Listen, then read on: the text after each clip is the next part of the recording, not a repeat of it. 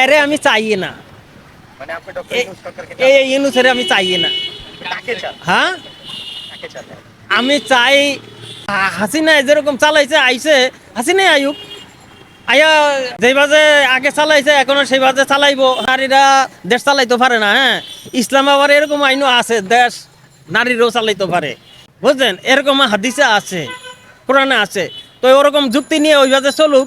দীর্ঘদিন হাসিনা ক্ষমতার যে ছিল 15 বছর, এই 15 বছর হে রাষ্ট্র ভালোই চালাইছে। রাষ্ট্রে হে দেশের জন্য যে সমস্ত কাম করছে, যে সমস্ত বিল্ডিং করছে, যে সমস্ত এই ব্রিজ হগল দেশে গ্রামে করছে, এগুলি এই যত সরকার আইছে কেউ এরকম কাজ এই পর্যন্ত আমি দেখছি করতে পারে নাই। এই সরকারে করছে, কিন্তু এই সরকারের একটাই অপরাধ আমি দেখছি আমার চোখে বাজে আর কি। যদি এই সরকারে যদি আলেমে ঘরে নিয়ে দেশটা চালাইতো, আলেমে ঘরে যদি ভালো জানতো, আলেমে ঘর থেকে যদি যুক্তি নিত, হ্যাঁ কীভাবে চলা যায় এগুলি যদি নিত, তাহলে হাসিনায় আরও আরও ক্ষমতায় থাকতে পারতো। আরে এরকম অপমানিত অবদস্ত হইয়া দেশের থেকে যাওয়া লাগতো না।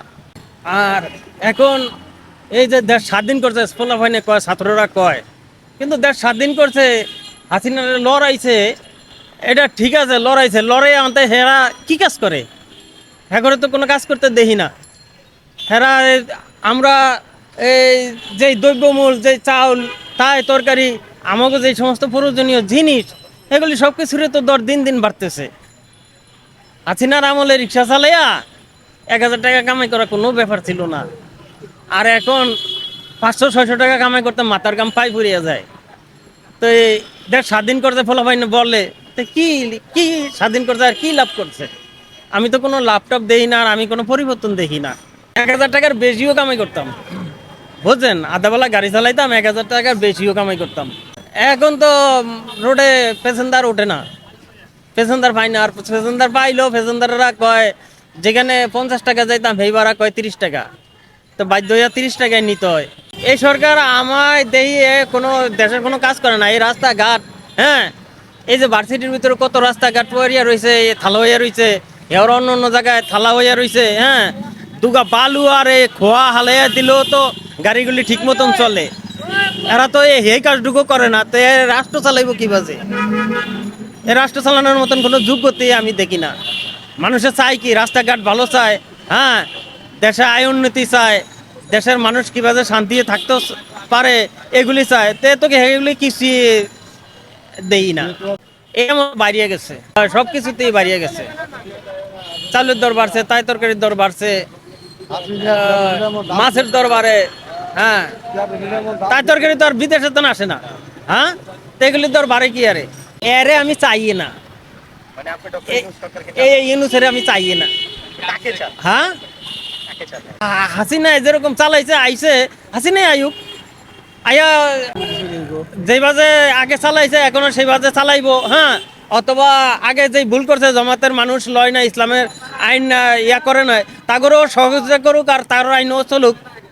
তার থেকে যদি সহযোগিতা ইসলামের থেকে যদি লয়, নারীর অধিকার রয়েছে, নারীরা দেশ চালাইতে পারে না। হ্যাঁ, ইসলাম আবার এরকম আইনও আছে, দেশ নারীরাও চালাইতে পারে।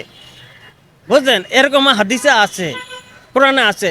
তো ওরকম যুক্তি নিয়ে ওইভাবে চলুক, হাসিনাকে নিয়ে কোনো আপত্তি নাই? না আপত্তি নেই। অত্যাচার করছে দেখে তো এখন পলাইছে, অথবা আমার কাছ থেকে খারাপ লাগছে। হ্যাঁ, আমরাও তারে কইছি যে এগুলি আলেমের সাথে এগুলি করা ঠিক না, ভালো না। হ্যাঁ, এগুলি করলে তোমার একদিন পতন হবে। তাহলে তো সেই করে দিছে।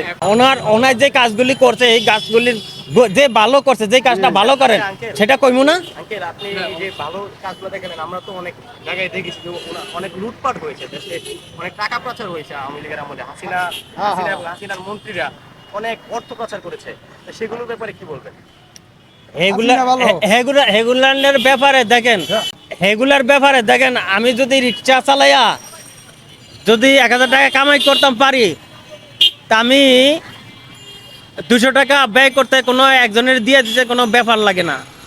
আর আমি যদি কামাই যদি না করতে পারি, তাহলে আমি ব্যয় করুম করতে, সে কামাই করার যোগ্যতা ছিল, আবার নেওয়ার যোগ্যতাও তার ছিল।